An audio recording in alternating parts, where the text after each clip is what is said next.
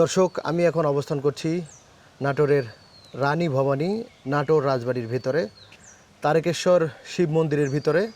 এখানে এসে মন্দিরের ভিতরের কারুকাজ শিল্পকর্ম দেখে আমি মোটামুটি অভিভূত। এরকম কারুকাজ সম্পন্নিত এত রত্নবান মন্দির আমি খুব কমই দেখেছি। এখানে এসে এখানকার পুরোহিতের সাথে আমার দেখা হয়ে গেল। উনি অত্যন্ত সজ্জন ব্যক্তি। এখন ওনার সাথে কিছু কথা বলবো এই মন্দির সম্পর্কে। দাদা নমস্কার। নমস্কার। কেমন আছেন? আছি, ভালো আছি। আপনার নাম? আমার নাম শ্রী গোবিন্দচন্দ্র দাস, গোবিন্দ সাধু।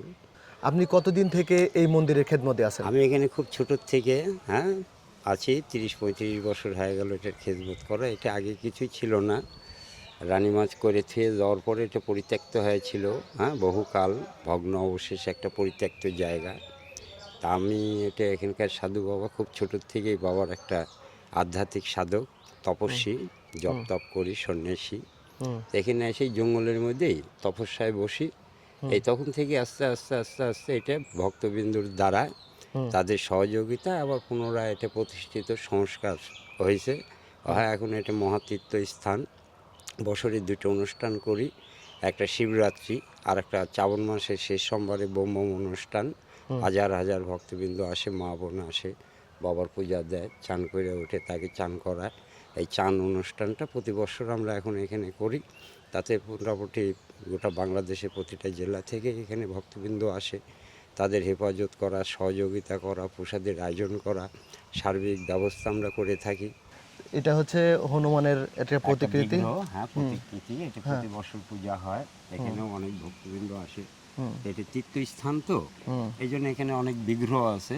যেরকম এখানে হনুমানের বিগ্রহ আছে, ওখানে ত্রিমুখী নাগ। আচ্ছা, এই ত্রিমুখী নাগ আমরা যেটা দেখতেছি, ত্রিমুখী নাগ, জি, এটার মূল কোনো কারণ আছে? এই যে হ্যাঁ, ত্রিমুখী মূল কারণ নাগের আছে। কারণে এটা এখানে এনার বাড়ি হচ্ছে মা মনসা দেবীর বাড়ি, পঞ্চনাগ।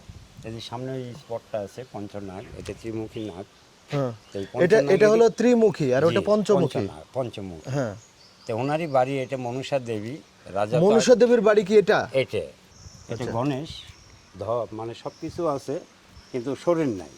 একটা আইকন স্ট্যাচু, শিল্পীরা। আর এগুলো ছোট ছোট এগুলো ইঁদুর। ইঁদুর, হ্যাঁ। এই ইঁদুরের সাথে গণেশের কোনো সম্পর্ক আছে? হ্যাঁ, গণেশের বন্ধু বাহন ইঁদুর। এখন আমরা যেটা জানলাম যে এখানে 2টি নাগ মূর্তি রয়েছে। আমরা ওটা দেখেছিলাম ত্রিমুখী নাগ, এটা হচ্ছে পঞ্চনাগ। জি। আচ্ছা, এখনো মনসা পূজা হয়, হাজার হাজার মানুষ এসে পূজা দেয়।